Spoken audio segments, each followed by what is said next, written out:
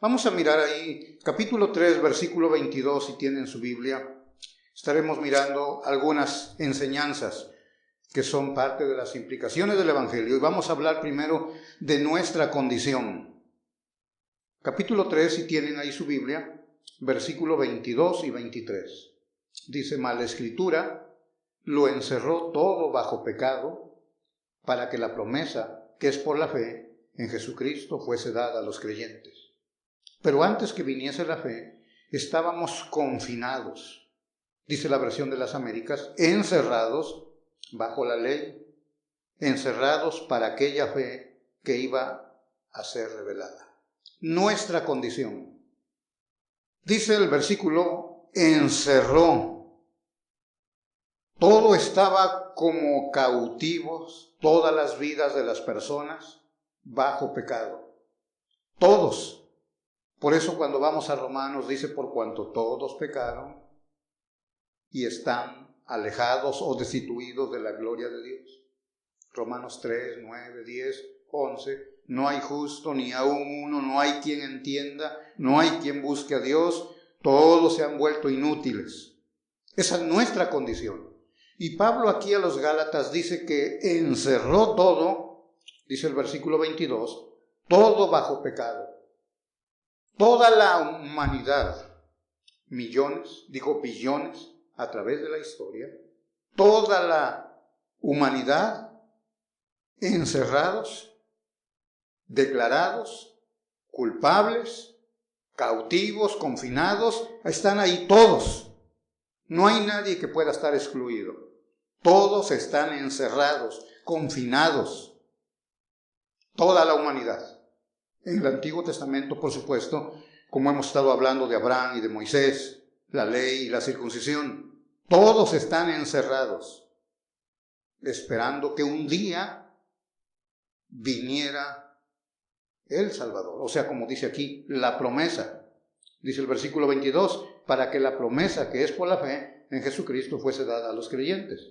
Pero antes que viniera esa época, esa dispensación, estábamos confinados bajo la ley, dice el versículo 23. Antes de que llegara esta época, como dice Gálatas aquí, capítulo 4, versículo 4, pero cuando vino el cumplimiento del tiempo, Dios envió a su Hijo nacido de mujer y nacido bajo la ley. Esa dispensación en el pasado. Ahora, todo hombre, dice la Escritura, que está encerrado, confinado, cautivo, como pecador. Nadie puede decir que no. Si buscan en Romanos 11:32, hay un pasaje que describe esta condición en Romanos 11. Es interesante cuando está hablando aquí en el contexto de Israel. Miren el capítulo 11:32. Porque Dios ha encerrado a todos. Otra vez. Los ha encerrado bajo obediencia, a todos en desobediencia, para mostrar misericordia a todos. Romanos 11:32. Si lo tienen, quiero leerlo nuevamente. Esto es muy importante que cuando venimos, como he enfatizado en otras ocasiones, siempre traten de seguir con su Biblia abierta los versículos, porque a fin de cuentas es lo que va a producir transformación en su vida. 32. Porque Dios sujetó a todos, otra vez, los encerró, los tiene ahí retenidos, atados, sujetados, en desobediencia, para tener misericordia de todos. Todos. Como vuelvo a repetir, no hay ninguna persona que esté excluida. Esta es la condición nuestra. Ahora, estas cosas la gente común no lo entiende. La mayoría dice que creen en Dios y de vez en cuando agarran la Biblia, de vez en cuando. Pero estas cosas, mientras no se den cuenta de su condición, no van a acudir a buscar misericordia de Dios porque no se consideran tan malos. No son tan malos. Sí, los ladrones, asesinos, eso sí. Pero yo no hago nada de esas cosas, por lo tanto, no soy tan malo, dice la gente. Pero el veredicto de Dios es: todos han pecado. No hay justo ni aún uno en todos los billones de habitantes que han vivido en el pasado, en el presente y los que vivirán en el futuro. No hay ni siquiera uno que sea justo delante de los ojos de Dios. Es probable que tú te compares con los demás. Yo no hago lo que otros hacen. No soy tan malo. Pero es que estás comparando con aquí, la humanidad pecadora. Pero el veredicto de Dios, el decreto de Dios es que tú eres culpable delante de Él. Ahora, mira lo que dice ahí, volviendo a Gálatas 3, repite lo mismo, 3:14. Para que en Cristo Jesús la bendición de Abraham alcanzase a los gentiles, a fin de que por la fe recibiésemos la promesa del Espíritu. Ahora, quiero notar esto porque vamos a ir a Efesios. Pero la palabra gentil lo leemos y la mayoría de las personas tampoco les afecta mucho. ¿Qué es eso? ¿Quiénes son esos? Bueno, una descripción sencilla es: los que no son judíos son gentiles. Bueno, pero todavía eso no nos importa mucho, porque ¿en qué nos afecta? Bueno, si usted mira la historia, el pueblo judío y los judaizantes de que estamos hablando aquí, la mayoría de los judíos tenían una oración cada mañana que hacían cuando se despertaban. Y esa oración consistía siempre en dos peticiones. La otra era de gratitud. Primero, te doy gracias porque no nací gentil. No nací gentil. Ahorita vamos a ir a Efesios. Describe mejor la condición de los gentiles. La otra era, te doy gracias porque no nací mujer. Las mujeres eran tratadas muy mal dentro de la religión. No es el plan de Dios, pero la religión se había pervertido tanto que había llegado a ese extremo. Y la otra petición, o más bien de gratitud, era: te doy gracias porque soy parte del pueblo escogido. Llegaron a un tal extremo que ustedes lo miran en los evangelios. Este grupo de gente, máxime los escribas y fariseos, eran muy soberbios, porque se sentían parte del grupo exclusivo de la religión de los elegidos. En el presente a veces se dan algunos jóvenes que están entrando en el conocimiento de Dios, y hay mucho esa tendencia de creer que somos gente privilegiada, y sí lo somos. Que somos escogidos, también lo somos. El problema es que eso ha alimentado la soberbia y el orgullo de algunos. Paul Washer, que algunos lo han escuchado, decía esto el hermano, hablando de los jóvenes reformados, que es un peligro de mucho de la juventud reformada, porque han caído en ese grupo que estoy mencionando. Soy de los escogidos, de los elegidos, y formamos un círculo y aquí estoy. Los de allá afuera, bueno, si Dios tiene misericordia está bien, pero yo estoy dentro del bueno. Entonces, porque no se dan cuenta de su condición delante de Dios. Ahora, aquí cuando Gálatas habla de los gentiles, la descripción, vaya en Efesios, allá adelantito de Gálatas sigue Efesios, y vea ¿cuál es la condición de ellos? Hay dos términos para entenderlo bien. Vosotros, dice el versículo 1 del capítulo 2 de Efesios, y Él os dio vida a vosotros. Pero luego habla también de otro grupo, el 11. Por tanto, os acordaos de que en otro tiempo vosotros, los gentiles, quiere hacerles ver su condición de ellos, de los gentiles. ¿Cuál era? Y veamos a mirar cuál es la condición de ellos. Tenga el capítulo 2. Lo primero que dice que estaban muertos. O sea, no enfermos, no débiles, delante de los ojos de Dios, muertos. O sea, que si tú estás en esta mañana y has venido aquí, has escuchado el Evangelio, pero Cristo aún no es tu Salvador, Tú piensas que no eres tan malo. Bueno, Dios dice que estás muerto. Esa es tu condición delante de Dios. Muertos. Número 2, capítulo 2, versículo 12. Estás sin Dios, dice. Primeramente dice, sin esperanza. Capítulo 2 de Efesios, versículo 12. No tienes esperanza alguna, excepto en Cristo. Tú vives aquí en este mundo sin esperanza. En esta mañana leíamos, por ejemplo, de Romanos o Corintios. El hermano comenzó leyendo para introducir el servicio. ¿Qué esperanza tenemos? Que cuando este cuerpo se deshaga, esto corruptible, se descomponga, se acabe, se vaya a la tumba, tenemos una esperanza. Tendremos un nuevo cuerpo. Resucitaremos un cuerpo glorificado, perfecto, ajeno al dolor. Pero el que no tiene a Cristo, no solo está muerto, no tiene esperanza. Por eso viene esto del COVID y caen todos en pánico. Se acaban el papel del baño, no sé por qué, si tienen problemas estomacales, pero se lo acaban. Pánico. ¿En qué les alivia eso? O sea, no tienen esperanza. Pero luego dice el 12, la última parte, y sin Dios. Alguien sin Cristo está sin Dios. No tienes quien te consuele, el Dios consolador. No tienes quien te guíe. No tienes quien te sostenga.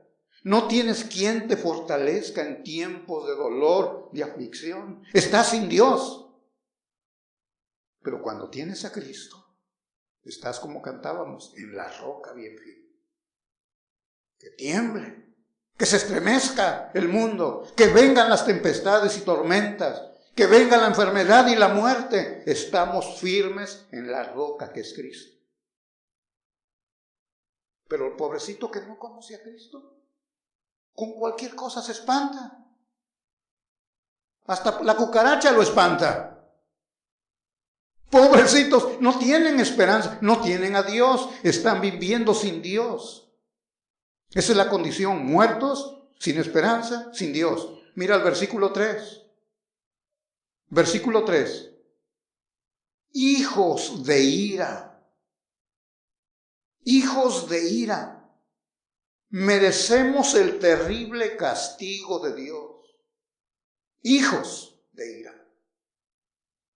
La ira de Dios debe de caer sobre nosotros porque somos objeto de eso. Somos hijos de ira. ¿Se da cuenta? Esa es nuestra condición. Si al principio pensabas que no eras tan malo, tan mala, ahora vas a sacar conclusiones diferentes. Y luego dice que hacías la voluntad del diablo. Mira el versículo 2. Siguiendo la corriente de este mundo conforme al príncipe de la potestad del aire, el diablo. Hacías la voluntad del diablo. Por eso Juan en 8:44 les dice a los judíos religiosos, su padre es el diablo. Entonces, esta es nuestra condición, muertos, sin esperanza, sin Dios, hijos de ira, haciendo la voluntad del diablo, y por último, dice el verso 3, siguiendo vuestros malos deseos. Nada más nos gustaban las pasiones, deseos perversos, y ahí íbamos.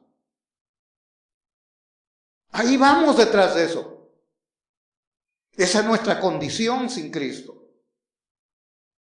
También dice, cumpliendo los caprichos de nuestra naturaleza. Déjenme leerlo aquí en la versión de las Américas que tengo. Voy a leer el versículo 3. Entre los cuales también todos nosotros en otro tiempo vivíamos en las pasiones de nuestra carne, satisfaciendo los deseos de la carne y de la mente, y éramos por naturaleza hijos de ira, lo mismo que los demás. Esta es nuestra condición delante de Dios, cumpliendo los caprichos de nuestra naturaleza, hijos de ira. Pero mire el 12. Estábamos excluidos, lejos, de todo lo sagrado. 2:12. En aquel tiempo estabais sin Cristo, alejados de la ciudadanía de Israel y ajenos de los pactos y de la promesa. Esa es nuestra condición. Recordad que en ese tiempo estabais separados de Cristo, excluidos de la ciudadanía de Israel, extraños a los pactos de la promesa, sin tener esperanza y sin Dios. Esa es nuestra condición. Pablo está presentando a los Gálatas, a estos hermanos de esta iglesia, le está diciendo, no olviden, esta es la condición suya. No sean muy creídos. No sean dependientes de la religión, de las ceremonias. Apóyense únicamente en Cristo. Pero lo maravilloso que estamos mirando en Efesios, del 1 al 3 que he leído, pero mire cómo cambia el 4. Pero Dios, que es rico en misericordia, viene a hacer el cambio radical. Esa es nuestra condición primero. Pero Dios, ¿qué es lo que ha hecho Dios? Número 2, en nuestro tema en esta mañana, no solamente nuestra condición, sino nuestra adopción. Capítulo 4, ahora de Gálatas, capítulo 4, versículo 5. Voy a leer. 5. Para que redimiese a los que estaban bajo la ley, a fin de que recibiésemos la adopción de hijos. Y por cuanto sois hijos, Dios envió a vuestros corazones el espíritu de su Hijo, el cual clama, Abba, Padre. Así que ya no eres esclavo, sino hijo, y si hijo, también heredero de Dios por medio de Cristo. Ahora, los que conocemos la palabra de Dios, esto nos motiva. Pero los que no conocen nada de Dios dicen, no, pues si todos somos hijos de Dios. Todos somos hijos de Dios. Pues déjame decir, no todos, dice la Biblia. No. Tienes que pasar por este proceso legal para adquirir este nuevo estatus de hijo. Y todo este proceso de adopción lo llevó a cabo nuestro Dios. Aquí en California, solamente en California, hay 60,000 niños en el programa de foster care. 60,000 niños. A nivel nacional, en todo Estados Unidos, hay 400,000 niños en el programa de foster care. 400,000. Y de todos esos 60,000 aquí en California, muy poquitos de esos niños menores de 18 años tendrán la chance de encontrar un hogar que los adopte. Muy poquito. Hace años nosotros trabajamos con este programa. Hace años estuvimos trabajando. Es bonito, pero es muy triste y doloroso por las leyes aquí en la tierra. Recuerdo bien los primeros que tuvimos, una niña, Joana, la niña. Según la mamá, como que recuperó algo porque andaba en drogas. Y vino el trabajador, el social worker, según ya lo iban a sacar de la casa. La niña se aferró de las piernas de mi hija, de Betty, se aferró ahí llorando la niña, no se quería ir de la casa. Llorando la niña y llorando mi hija, y todos ahí nos contagiamos. Los niños están hambrientos de un hogar, de adopción, que alguien los adopte. Hay otro que lo conocieron, un niño, ahora tendrá sus 30 y yo no sé cuántos. Lo buscamos, Betty lo buscó, lo hemos buscado todos, policías o algo, no encontramos. Ese famoso Pablito que estuvo con nosotros. Mi hermano, todos tienen esta necesidad. Estamos hablando de la adopción aquí en el mundo. Pero estamos hablando ahora de lo que Pablo está enseñando aquí a los Gálatas. Ya miramos nuestra condición. Un desastre, un caos, una miseria, nuestra condición. Pero Dios operó este cambio radical dándonos un estatus legal. Éramos nuestra condición, pero ahora cambia nuestro estatus. ¿Por qué? Porque a alguien le plació adoptarnos. Y ahora, siendo adoptados, mira nada más todo lo que tenemos, los beneficios. Por eso enseñamos aquí en la iglesia que somos una familia. Déjame presentarte lo que dice aquí la Escritura. En primer lugar, tengo un padre. Cuando fui adoptado, ese padre me ha adoptado. Tengo un padre. Mira, desde el capítulo 1, Gálatas, versículo 4, cuando les escribe a ellos en la introducción, el cual se dio a sí mismo por nuestros pecados para librarnos del presente siglo malo, conforme a la voluntad de nuestro Dios y Padre. Ahora ve el 4:6, ahí mismo de Gálatas. Y por cuanto sois hijos, Dios envió a vuestros corazones el Espíritu de su Hijo, el cual clama, Abba, Padre. Tengo un Padre ahora. ¿Sabe cuando en este programa del gobierno de adopciones, cuando hay un día al año que hay adopciones, hacen una fiesta? Aquí creo en Monterrey Park, donde aquí en el área se hace la adopción, una fiesta. Al fin los niños se van a quedar para siempre con los que estuvieron cuidando de ellos. Ya no más huérfanos. Tú sin Cristo, tu vida es una miseria. Pero cuando has sido adoptado, lo primero es que ahora ya tienes Padre. La oración es esa que nos enseñó Jesús. ¿Cómo vamos a orar? Padre nuestro. Es mi Padre. Si tú ya no tienes un papá aquí en la tierra y has llorado por eso, ven a Cristo. Deja que el Padre lleve a cabo todo el proceso de adopción y tendrás un Padre. La otra es, tengo hermanos. Es parte de mi familia ahora. Tengo padre, pero ahora tengo hermanos. Ustedes son muy valiosos para mí. ¿Por qué? Porque son mis hermanos. Yo no sé cuánto me quieren a mí, yo los quiero mucho a ustedes porque son mis hermanos. Los amo en el Señor porque son mis hermanos. Tengo un padre, tengo hermanos. Hasta me invitan a comer sopitos, ¿se imaginan? Es muy bueno eso. Tengo un padre, tengo hermanos. Mira lo que dice aquí la Biblia, 3:15, que estamos ahí. Hermanos, ¿cómo habla? No vamos a tomar mucho tiempo en eso porque Gálatas y todas las cartas hablan hermanos, hermanos, hermanos. Tengo hermanos. Tengo hermanos. Por eso deben de darle validez a eso cuando decimos que somos hermanos. Pero no a todos hay que decirles hermanos porque algunos no lo son. Se quieren introducir como extraños. O sea, tengo un padre, tengo hermanos, pero ahora tengo una familia. Mira lo que dice Gálatas 6:10. Una familia. Así que según tengamos oportunidad, hagamos bien a todos. ¿Sí? Hay que hacerle bien a todos.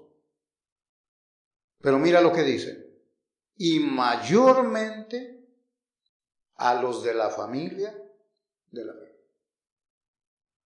Va a sonar un poquito cruel lo que voy a decirles, pero mira, si yo tengo una persona aquí con necesidad y tengo a otra aquí cristiana, que es mi hermano, mi hermana, ¿por quién piensas que me voy a inclinar?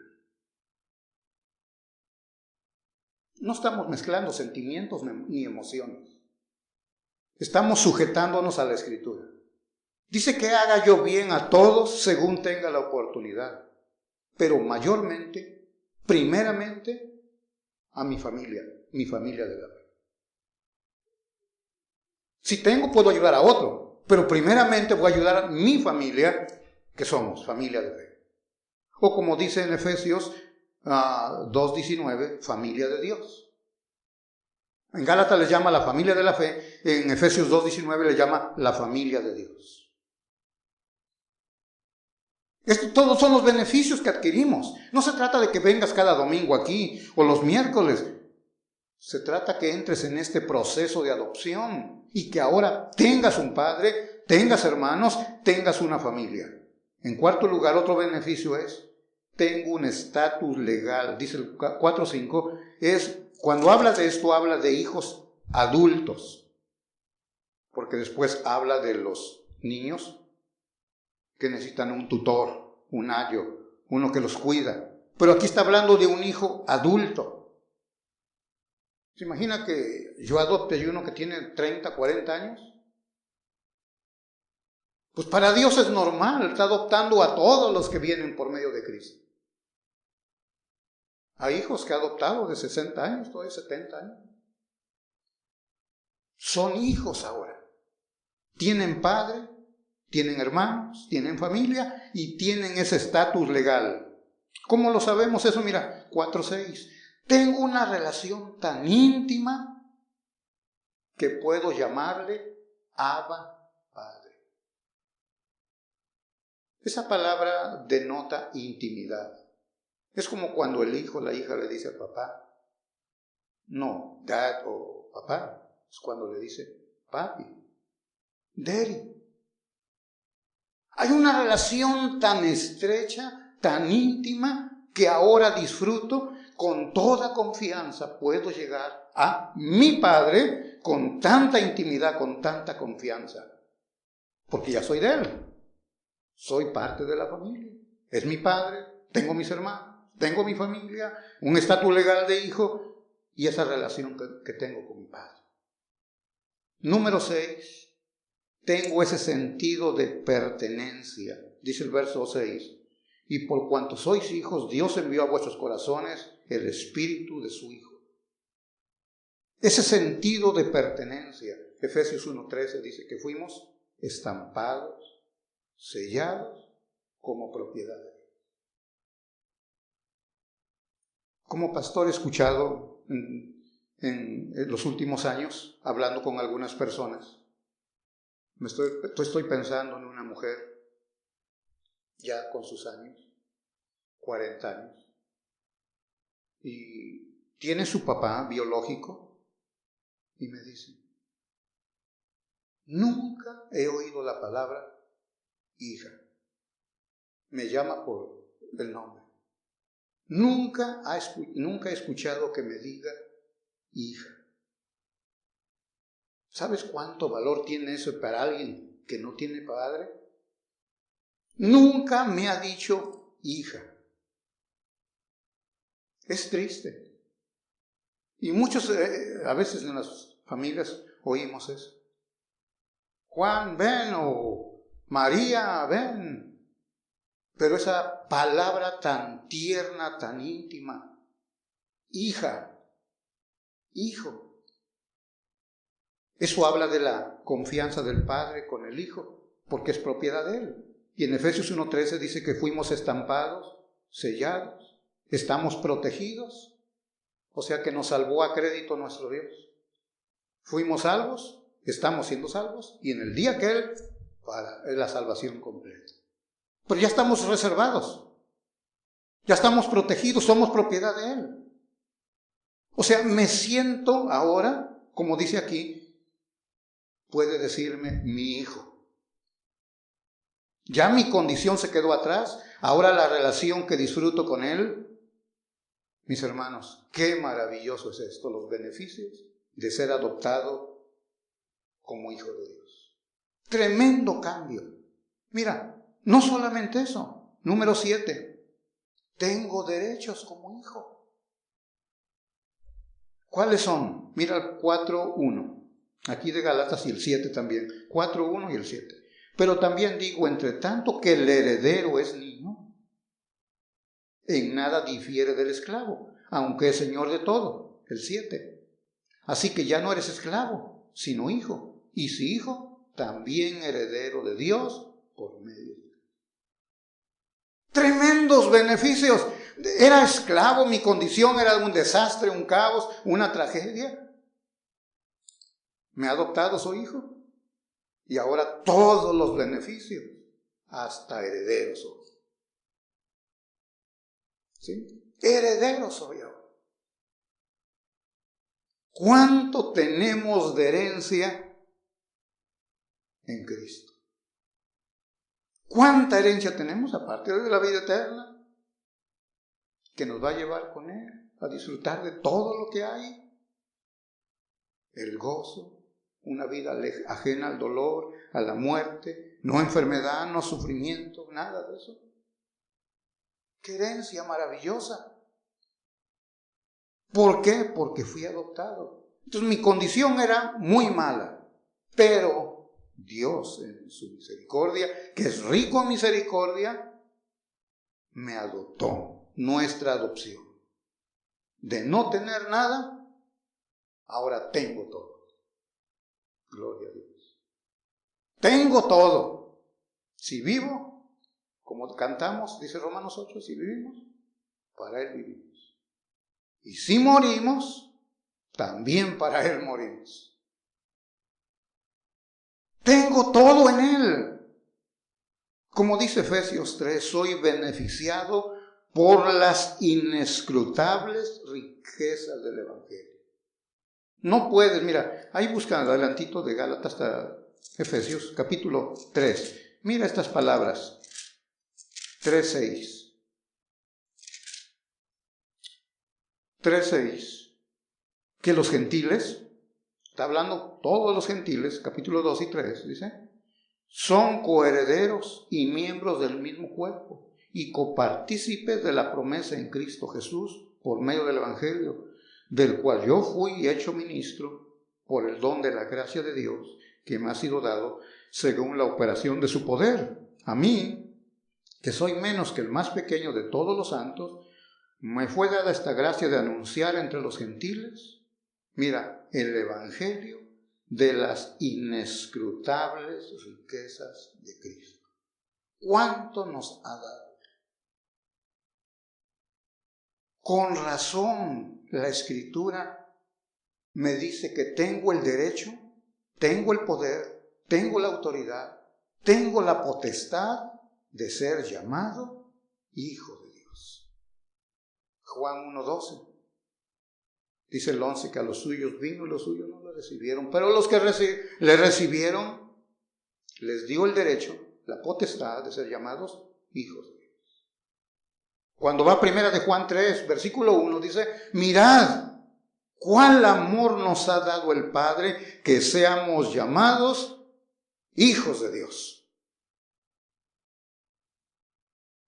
Mira, mi hermano, mi hermana que estás aquí, ¿estás experimentando soledad? ¿Te sientes solo, sola? ¿Sin familia? ¿Por qué no dejas que el Padre realice todos los trámites para tu adopción? Para que vengas a disfrutar de todos estos beneficios. Dejas tu condición caótica y ahora entras en el proceso de la adopción. Y todo es porque Él es rico en misericordia. Número 3. Nuestra liberación. Capítulo 4, versículo 21, al final es una alegoría como mencionaba. Sara, Agar, Isaac, Ismael. No vamos a entrar en eso porque la enseñanza de todo es lo mismo que hemos estado diciendo. Pero quiero tomar este punto nada más para hacer unas aclaraciones. Mira el 4:21, si lo tienes. Este mensaje es para, dice el 21, si en verdad habéis oído, estoy en otro lado, 4:21, decidme, los que queréis estar bajo la ley, ¿no habéis oído la ley? Este es un mensaje para los que pretenden, buscan vivir todavía esclavos en la ley. Mensaje para los que quieren permanecer en la esclavitud. ¿Cuál es ese mensaje? Mira, en los primeros versículos se usa mucho la palabra esclavitud, esclavizar y esclavo. No voy a dar los pasajes, son varios aquí. Habla de esclavitud, de esclavizar y de esclavos.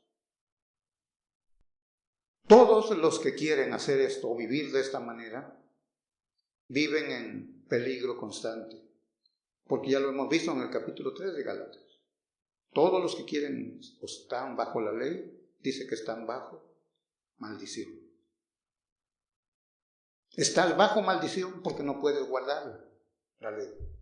Por eso viene Dios y te ofrece salvación por gracia, un regalo, un don, porque no puedes guardar la ley. Entonces viene Dios y te dice, mira, hay un camino nuevo por el medio del cual puedes ser salvo. Y ese es Cristo. Por fe solamente. Ya hablamos en domingos pasados. Únicamente por fe. Por obras, imposible. Porque no sabemos cuántas obras hay que hacer para ser salvo. Y aparte las obras que hacemos siempre están manchadas con el pecado, con la suciedad. Si eso fuera el caso. Pero la Biblia nos dice que pues, nacimos bajo pecado. Salmo 51, nacimos bajo pecado. O Romanos dice que el pecado entró por un hombre y el pecado pasó a todos. Por lo tanto, nuestra condición es un desastre. Pero Dios, que es rico en misericordia, nos adoptó. Pero si tú quieres permanecer todavía esclavo, bajo esclavitud, pues sigue practicando tu religión. Pero cuando se acabe tu vida aquí en la tierra, debes de saberlo, que vas hacia la condenación eterna, el infierno como la Biblia lo llama. Si quieres, qué bueno, ojalá se animen los que quieran estudiar, como Joel estaba mencionando. Esto de conocer el Evangelio demanda trabajo. Mucho esfuerzo estudiar. Es la sencillez del Evangelio, pero por la religión que predomina o siempre ha predominado en el mundo, ya estamos afectados. Entonces, para que comprendas el Evangelio, demanda que estudies seriamente la Escritura. Y me temo, con mucho dolor, pensar que muchos de los que están aquí son muy pocos los que estudian la Biblia durante la semana. Tal vez la leen un poquito, ¿no? Pero cuando yo digo estudiar seriamente, tomas un tiempo y ahí abres la Biblia, tu cuaderno para notas, tus plumas, y estás un momento concentrado, meditando, orando. Señor, alimenta mi alma, abre mis ojos para que contemplen las maravillas de tu ley. Muy pocos. ¿Ya? Muy pocos. Teníamos un hermano, cuando se dormía debajo de la almohada, ponía la Biblia así. A ver si por la noche, dice, tenía revelación el hombre. ¿Ya? Era uno que tocaba el violín con nosotros. Pero era muy religioso. Tratamos de enseñarle, nunca quiso, así que no sabemos dónde está ahora.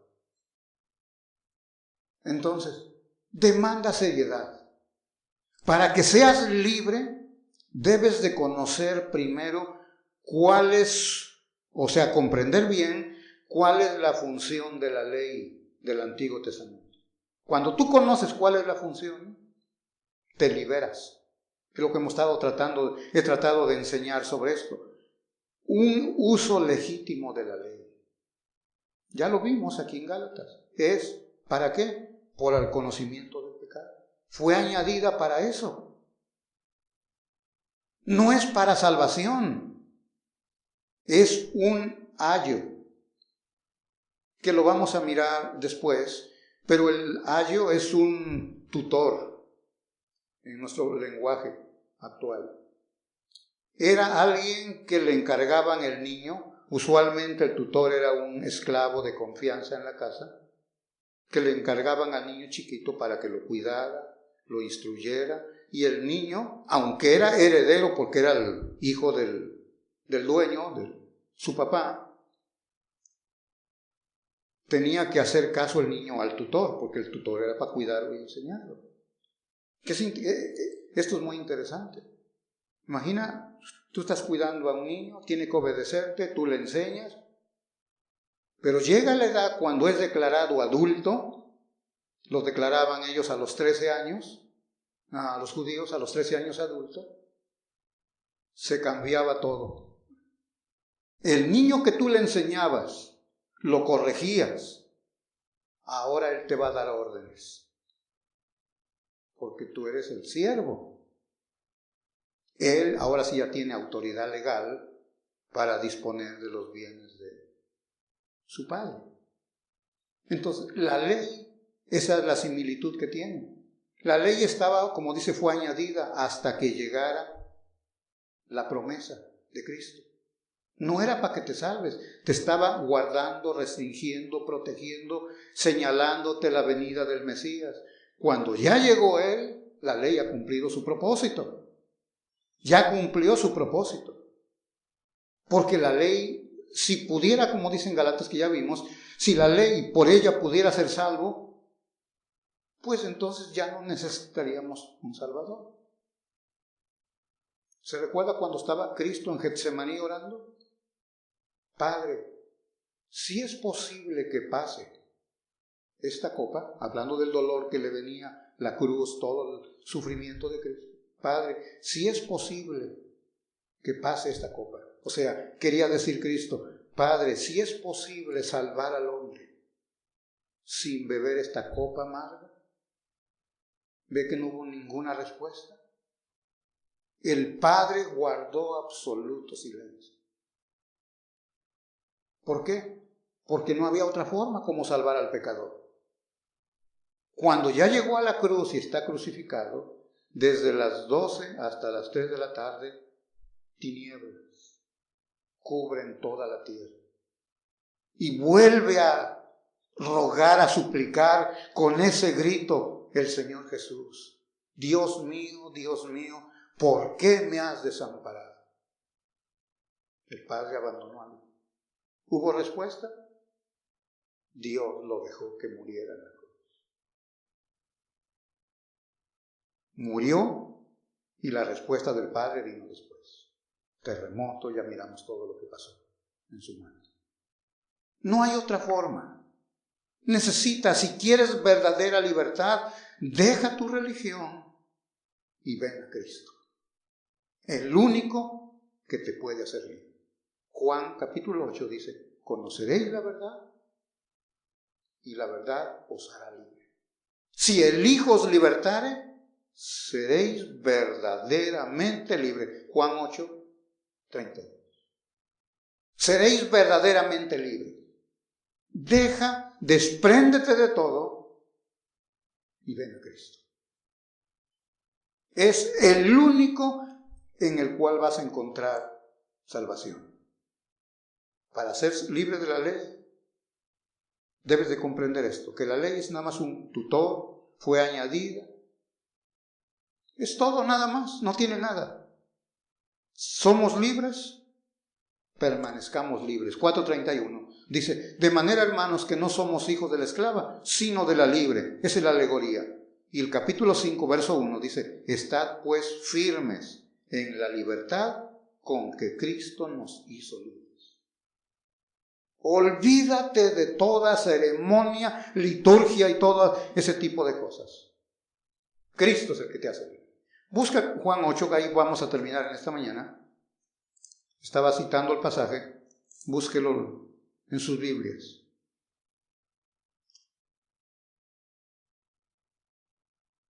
Nomás vamos a leer el versículo 32 y el 36. El argumento de Cristo es con los judíos, pensando ellos, creyendo que son linaje, herencia de Abraham, por eso están bien según ellos. Pero mira el 32, leemos juntos, sígame, o sea, lo leemos unidos, 32 y 36. Dice, y conoceréis la verdad, y la verdad os hará libres. Así que si el Hijo os libertare, seréis verdaderamente. No se oye mucho, póngase de pie, a ver si así ya pueden tener más energía. Esto debe de desafiarlos, motivarlos. Otra vez los leemos el 32 y el 36. Fuerte, dice.